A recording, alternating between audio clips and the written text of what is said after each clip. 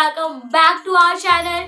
और मैं आ चुकी हूँ फिर से एक हॉरर वीडियो लेकर के। तो फ्रेंड्स, रात के 1 बज रहे हैं और मैं आज रात को एक वीडियो बनाने वाली हूँ, वो भी बहुत ही ज्यादा डरावनी। कहते हैं कि रात को इसका नाम नहीं लेना चाहिए, तो इसका नाम मैं एंड में लूंगी, अभी नहीं लूंगी। तो ये स्टोरी है एक ऐसी लड़की की जिसका नाम था संगीता। संगीता दिल्ली में रहती थी और अपनी स्टडी कंप्लीट करके वो एक अच्छी जॉब के लिए अप्लाई करती है। जब वो एक जॉब के लिए अप्लाई करती है तो वो उसकी जॉब लग जाती है, जो कि दुबई में लगती है। आई थिंक वो कोई कुकिंग या फिर कुक का कुछ कर रही थी, तो उसका उसमें जॉब लग जाती है। और जब उसकी जॉब लगती है तो वो बहुत ही ज्यादा खुश हो जाती है कि वाह, मेरी दुबई में जॉब लग गई। उसने अप्लाई किया था और उसकी फाइनल हो जाती है जॉब। तो पता है ना कि खुशी का ठिकाना नहीं होता जब ऐसी जॉब लग जाए अचानक से, भी ऐसी जगह पे दुबई में, तो कितनी खुशी होती है। तो संगीता दिल्ली से दुबई जाती है। जब संगीता दिल्ली से दुबई जाती है तो उसके साथ कुछ ऐसा होता है जो वो पूरी लाइफ नहीं भूल सकती, कभी नहीं भूल सकती। तो अब संगीता दुबई पहुंच जाती है और वहां पे एक रेंट पे एक रूम लेके रहती है। लेकिन वो जहां पर रहती है वो घर उसके ऑफिस से, जहाँ पे उसका ऑफिस होता है, उससे काफी दूरी पर होता है, मतलब काफी दूर होता है। उधर उसको जाते जाते ही 2 घंटे लग जाते हैं और आने जाने में उसका 4 घंटा वेस्ट हो जाता है। तो संगीता ने ये सोचा कि यार, मेरा इतना सारा टाइम वेस्ट हो जाता है, आने जाने में ही 4 घंटे बीत जाते हैं। और सबसे ज्यादा टाइम, मतलब सबसे ज्यादा मोल तो उस टाइम का, उस वक्त का है जो मैं आने जाने में वेस्ट कर दे रही हूँ। तो संगीता ने सोचा कि यार कुछ भी हो, मैं ऑफिस के पास में ही एक रेंट पर रूम लूंगी। वो डिसाइड करती है और फिर वहां पे जाती है। तो उसको ऑफिस के पास में ही एक रेंट पे रूम मिल जाता है, लेकिन वो काफी महंगा होता है। लेकिन संगीता सोचती है कि यार, इतना दूर आना जाने में भी तो पैसे इतने खर्च हो ही जाते हैं, इससे अच्छा मैं यहीं पे ही ले लेती हूँ, उतना ही खर्च होगा जितना आने जाने में खर्च होता है। यहाँ तो मैं पैदल भी जाऊंगी तो भी पहुंच जाऊंगी 20-30 मिनट में। तो वो वहां पे रहने लगती है। जब वो वहां पे शिफ्ट हो जाती है तो वो देखती है कि जो उसकी रूममेट है, पहले से वहां पे 2 रूममेट होती है उसकी। तो वो एक फिलिपिन की होती है और एक इंडिया की होती है। तो वो 2 लोग के साथ वहां पर रहती है। तो संगीता उन दोनों के साथ रहती है। तो संगीता वहां से ही अप डाउन करती है, आना जाना करती है।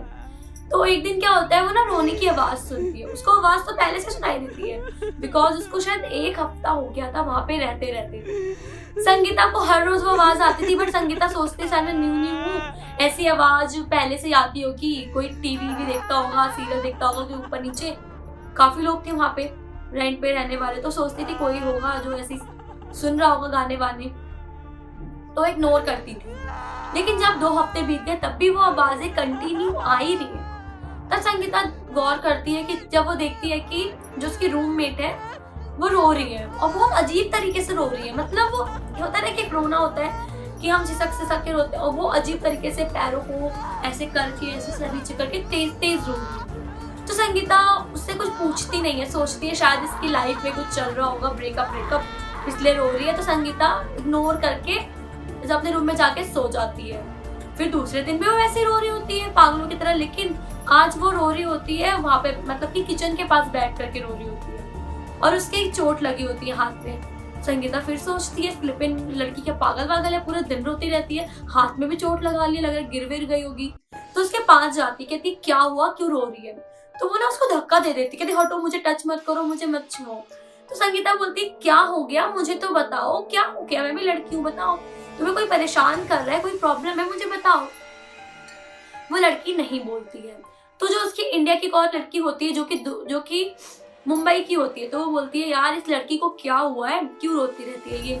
तो उसने बोला पता नहीं यार क्या है, ये जब से आई है ना तब से ही रो रही है। मतलब जब से आई है, इस यहाँ पे शिफ्ट हुई है, उस दिन से ये रोती रहती है। शायद इसका कोई चक्कर वक्कर होगा, तो ब्रेकअप हो गया होगा, इसलिए रो रही है। चल छोड़, हमारा क्या है, हम तो अपना काम करते हैं, चल। वो लोग जाके सो जाते हैं। फिर दूसरे दिन भी वो रो रही होती है। फिर एक दिन वो डिसाइड करती है कि कल मॉर्निंग में मैं इससे जरूर पूछूंगी क्यों रो रही है रात को। तो फिर अगले दिन ये उससे पूछती है कि कोई प्रॉब्लम है, कोई दिक्कत है, मैं पुलिस को जानती हूँ अच्छे, यहाँ पे मेरी काफी जान पहचान बढ़ गई है, तुम्हें कोई प्रॉब्लम है मुझे बताओ, मैं उसको सॉल्व करूंगी, तुम मत रो। तो वो बोलती है कि फिर वो बताती है कि जब से मैं यहाँ पे शिफ्ट हुई हूँ उस दिन से कोई एक शैडो है ब्लैक कलर की, जब मैं नींद में हो जाती हूँ तो वो मुझे मारती है, पीटती है। कभी कभी मेरे गला दबाती है, मेरे को इतना डर लगता है, वो मेरे गले को इतना कस के दबाती है कि लगता है कि अब मेरी जान निकल जाएगी और मैं मर जाऊंगी। तो संगीता बोलती है ये कैसी बात कर रही है तू पागलों वाली, ऐसे कैसे हो सकता है कि रात को तुझे कोई तेरा गला दबा रहा है, तू कोई सपना देखती होगी। तो उसने बोला हाँ जी, मुझे भी लगा कि शुरू में मैं कोई डरावना सपना देखती हूँ, लेकिन ऐसा मेरे साथ 1 महीने से होता आ रहा है और जैसे ही मैं नींद में होती हूँ वैसे कोई मेरा गला दबाता है, मैं 1 हफ्ते से सोई नहीं हूँ। तो संगीता बोलती अच्छा ऐसी बात है। तो जो एक मुंबई वाली लड़की होती है तो वो बोलती है कि यार कुछ करें यार, इसको ठीक करते हैं। तो वो लड़की बोलती है कि अब मैं यहाँ नहीं रहूंगी, क्योंकि मैंने 1 महीने का रेंट दिया था, मेरा रेंट बहुत महंगा था, इसलिए मैं यहाँ पे रुकी हुई थी, लेकिन अब मेरा ये दिन पूरा हो गया, अब मैं यहाँ से खाली करके कहीं और देखूंगी, मैं यहाँ नहीं रह सकती, यहाँ पे कुछ गड़बड़ है, तुम भी मेरा मानो, तुम भी यहाँ से छोड़ के चले जाओ सबके सब। तो वो लोग कहते हैं, दिल्ली वाली मुंबई वाली कहते हैं हमारे साथ तो कभी ऐसा नहीं हुआ, मैं तो चैन की नींद सोती हूँ, आराम से आती हूँ, लेट नाइट आती हूँ, कोई ऐसी प्रॉब्लम नहीं हुई यहाँ पे, इसके साथ ही ऐसा क्यों हो रहा है।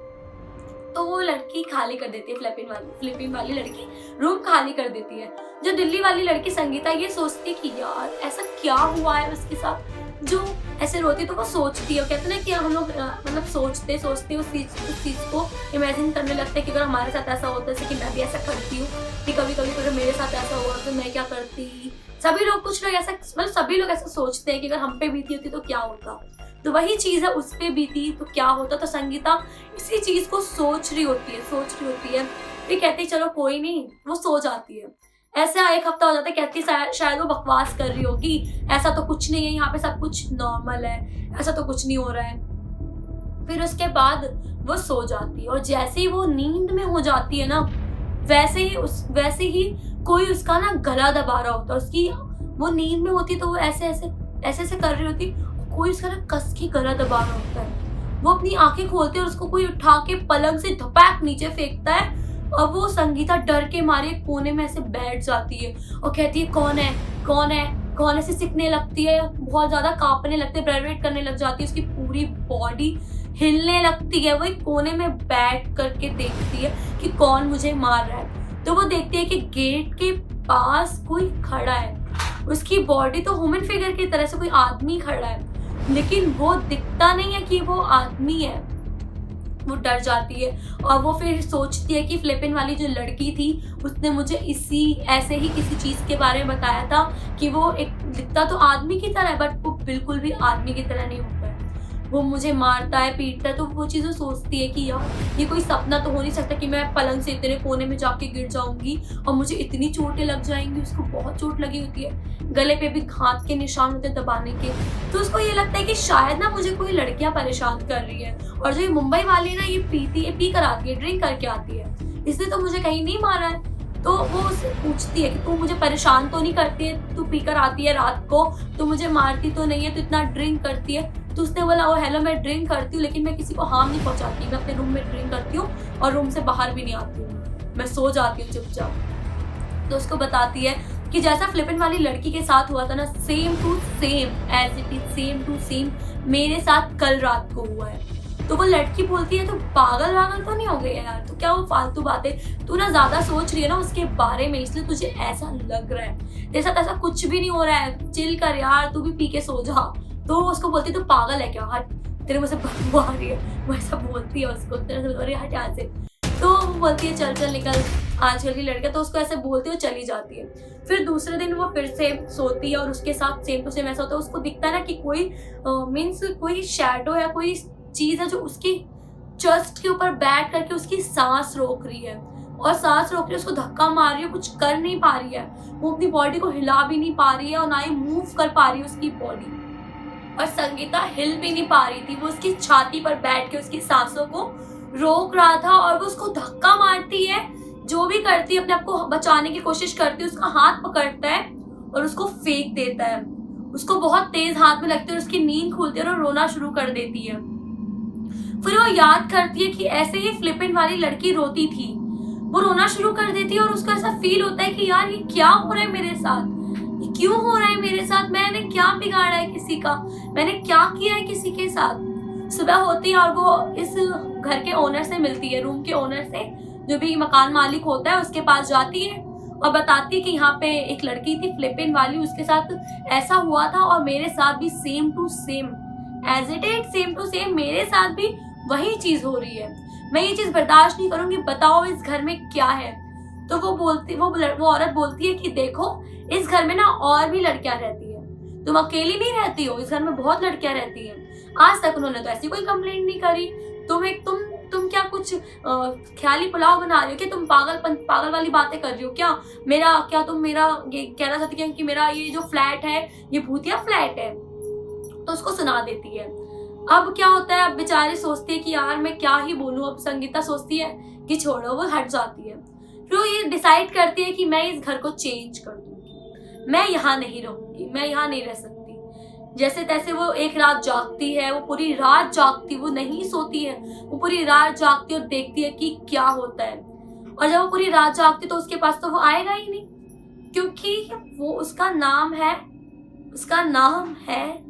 मुझे डर लग रहा है मैं रात को उसका नाम ले रही हूँ, क्योंकि बिकॉज कहते हैं कि रात को नाम नहीं लेना चाहिए उसका।